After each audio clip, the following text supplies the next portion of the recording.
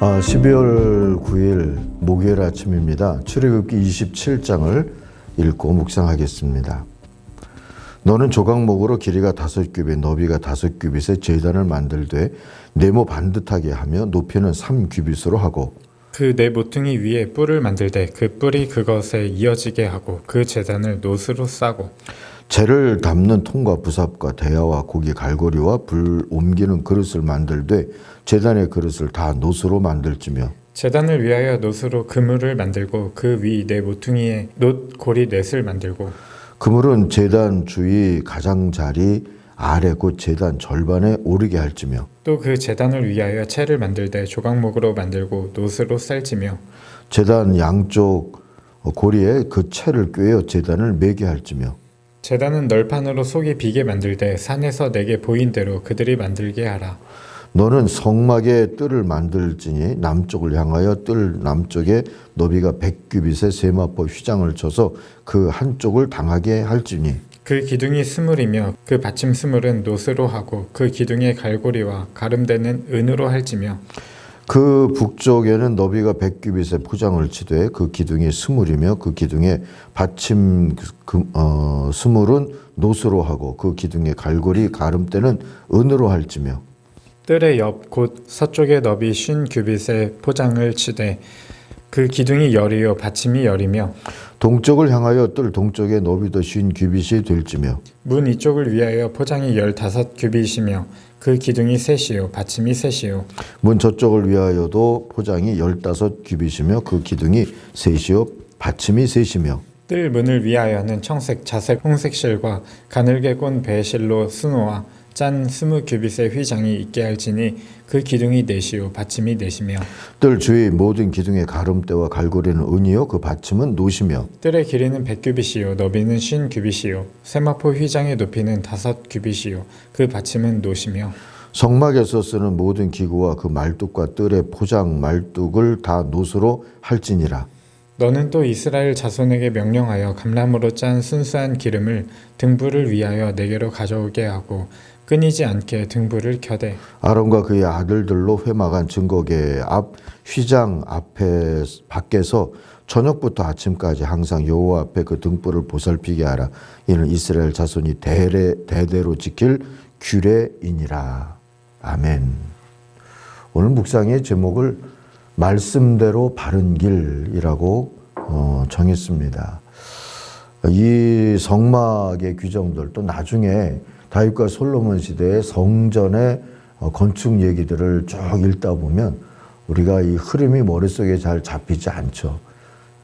이 설계 도면을 이 말로 하고 글로 풀어서 썼다 이렇게 생각하면 될 것 같아요. 그러니 그림이니까 머릿속에 잘 그려지지 않는 게 당연하죠. 그러니까 그림이 함께 있는 어떤 성경이나 또 성경 해설서 같은 것들을 여러 번 참조로 하면 더 좋을 것 같다 하는 생각입니다. 자, 20절을 우리 세 번역으로 읽으면서 요절로 삼겠습니다. 너는 이스라엘 자손에게 명하여 올리브를 찧어서 짜낸 깨끗한 기름을 가져다가 등불을 켜게 하되 그 등불은 늘 켜두어라. 자, 하나님을 경배하는 일은 하나님의 세밀한 지도를 따라서 준비됐습니다. 성막을 만든 후에는 제단을 만들어야 했죠. 제단은 조각목, 곧 아카시아 나무로 만들어서 노스로 감쌌습니다. 이동을 위해 채와 고리도 만들었습니다. 하나님은 성막 뜰의 규모와 기둥들의 배치, 그리고 성막을 밝히는 등불에 사용될 기름까지 꼼꼼히 일러주십니다. 신중형인 모세니까 가능했지 아마 덤벙대는 지도자였다면 감당하지 못했을 것이다 생각도 합니다. 제단을 만드는 것도 8절에 보니까 내가 이 산에서 너에게 보여준 그대로 만들어야 한다 하고 못 박으셨어요. 가령 불을 사용하는 기물이기에 번제단에는 놋을 입히도록 했는데 부삽이나 석쇠 그리고 뜰채 같은 기구도 놋을 다 입히게 했죠.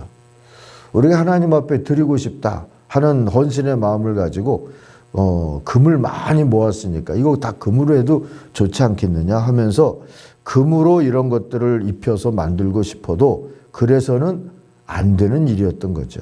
성막의 울타리도 마찬가지였고요.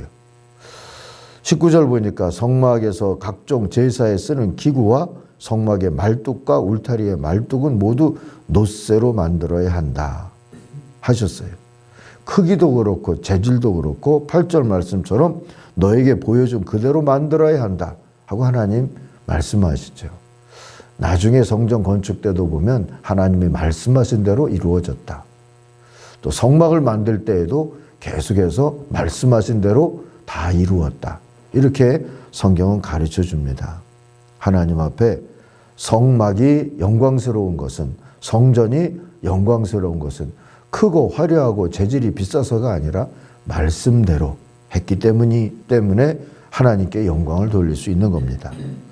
18절 말씀도 보시면 성막 울타리를 두른 뜰의 길이는 100자, 너비는 50자, 높이는 5자로 하라고 했는데요. 남쪽과 북쪽은 100자. 여기서 세번역이 100자 이렇게 번역하는 걸 우리가 읽은 말씀에는 규빗이라고 나오죠. 또는 큐빗이라고 발음이 되는 건데요.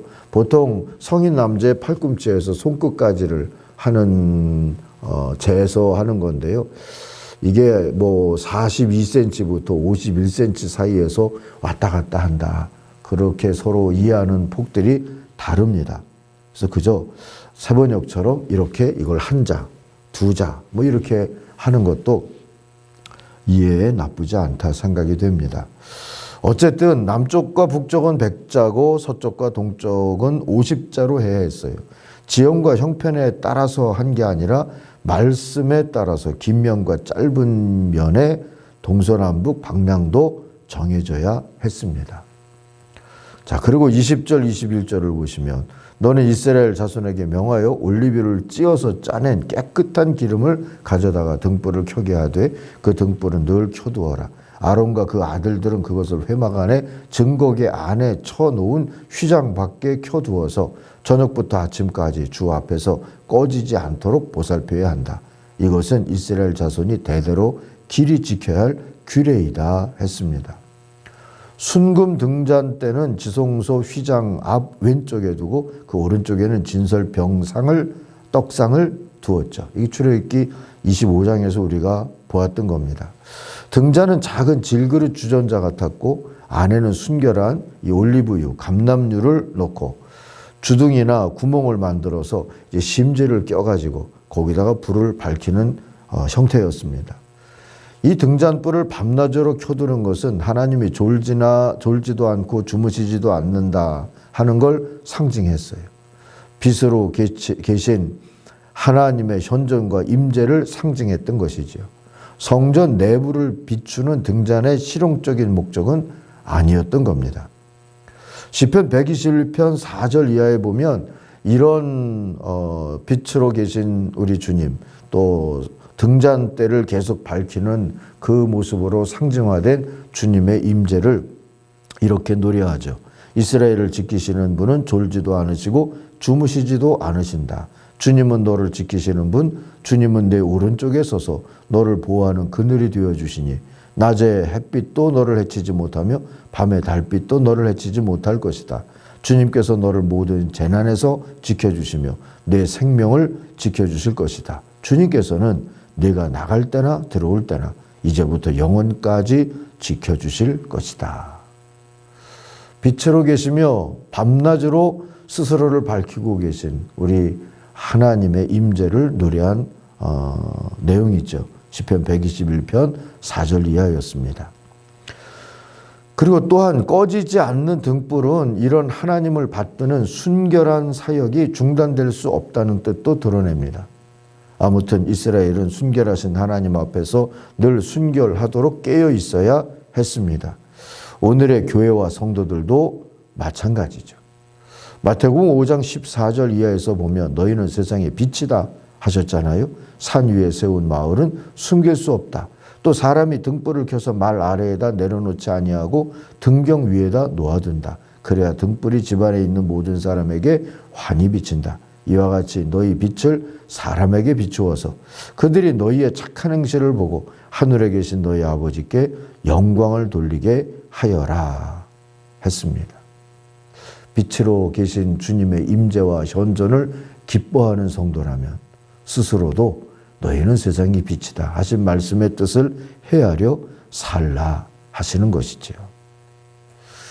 지름길이란 게 대충대충 하거나 제멋대로 한다는 뜻이라면 단언컨대 하나님을 예배하는 데에는 그 어떤 지름길도 마련되어 있지 않습니다. 주님은 말씀대로 성막을 짓고 말씀대로 성막이 되어 살라 이렇게 하시는 거죠. 그런 의미를 쫓아서 혹 지름길이 정확하고 바른 길이라는 뜻이라면 그런 지름길은 있는 셈이지요. 바로 하나님의 지시를 따르는 길입니다. 복을 받는데도 복음을 전하는데도 마찬가지여서 지름길은 늘 말씀대로 바른 길뿐입니다. 다들 괜한 꼼수를 찾지 말고 또 스스로의 뜻을 과시하려 하지 말고 하나님 앞에서 너는 된다 하신 말씀 앞에서 괜히 부끄럽다고 빼지도 말고 오로지 말씀을 따라 사는 것을 지름길로 여기고 그 지름길로 우리의 신앙의 여정을 감당하며 가시기를 간절히 바랍니다. 기도하겠습니다. 하나님 아버지 순종의 말씀의 순종으로 살아가는 그 지름길로 우리를 인도해 주시옵소서. 언제나 말씀을 앞세워서 살아가는 오늘의 교회와 성도들의 삶이 되도록 축복하여 주시옵소서. 예수님의 이름으로 기도하옵나이다. 아멘. 하늘에 계신 우리 아버지, 아버지의 이름을 거룩하게 하시며 아버지의 나라가 오게 하시며 아버지의 뜻이 하늘에서와 같이 땅에서도 이루어지게 하소서. 오늘 우리에게 일용할 양식을 주시고 우리가 우리에게 잘못한 사람을 용서하여 준 것 같이 우리 죄를 용서하여 주시고 우리를 시험에 빠지지 않게 하시고 악에서 구하소서. 나라와 권능과 영광이 영원히 아버지의 것입니다. 아멘. 각자 기도하겠습니다.